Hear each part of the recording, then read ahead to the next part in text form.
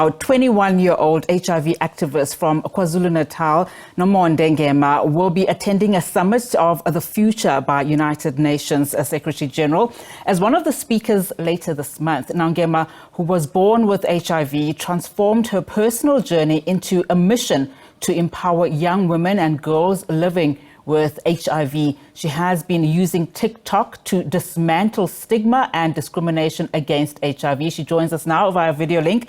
Nomonde, thank you so much for your time. Well, of course, your journey has now led you at the doorstep of one of the highest international organizations. Perhaps let's start by hearing your personal journey with HIV and how it has shaped your life and, of course, activism.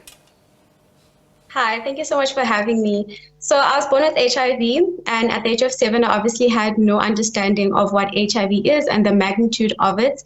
I faced a lot of, stigmatization, and I battled with understanding the truth and finding the truth between misconceptions and factual information. And so maneuvering from primary to high school with no understanding was really difficult, especially for my mental health.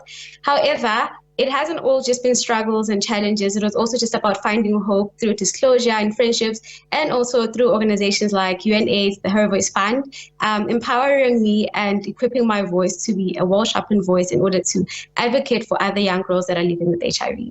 I mean, it is incredible the work that you do. How difficult is it, and I hear you talking about stigma, but how difficult is it to balance, on the one hand, just sharing your personal story while also addressing the larger global issues around HIV/AIDS? I wouldn't say it's challenging. It's really nice because once you overcome stigma, since overcoming stigma is not a linear pattern, it has its challenges up and downs, and it's not easy.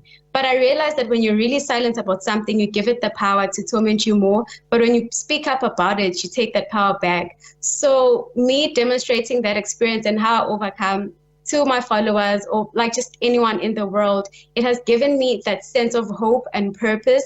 And so even when I talk to other people, I can see that they relate very much to my story, and that it gives them hope, and we just maneuver their challenges. And I help them see how they can, also overcome and make this a positive experience. And of course, you are taking a very positive view, which is encouraging. Now, of course, you are going to be attending this Summit of the Future. What is the message you hope to convey at the UN Summit, especially around just some of the challenges that we're still experiencing in South Africa by those living with HIV? We know, of course, of the many strides that have been made, in the fight against HIV/AIDS in the country. I want to encourage global leaders to partner with young people living with HIV, because we have the experience to craft strategies that are effective and relevant. I want to challenge the current health systems to be more youth-friendly, so that young people can, go to clinics and feel that they're supported and comfortable to inquire more about their health and to get proper HIV counseling.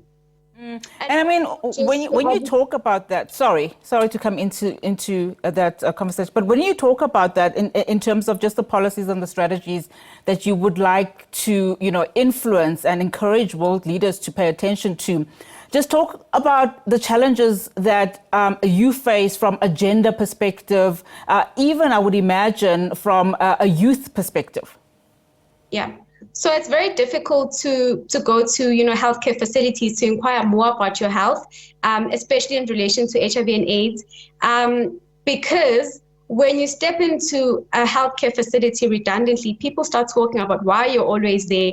And also sometimes the healthcare providers are also very judgmental. And I hear a lot about this from my followers. They talk about how, sometimes healthcare professionals are going to, display little unkind remarks as to, them living with HIV or testing positive for HIV or wanting to get on HIV prevention methods. And so because of those things, it's very difficult for young people to access those facilities that are meant to equip them and empower them. And I mean, this is a global conference, and a lot, of course, of criticism around conferences of this nature or similar conferences, in that what next after a conference of this nature is held? What would you like to see, post this summit? I would like to see more dedication in strengthening and mentoring young activists like me. I would also like to see like a shift in, the healthcare facilities. I would also like to just see I'd like to see young people being involved in decision making, crafting services that are for young people where we actually had an influence in those services.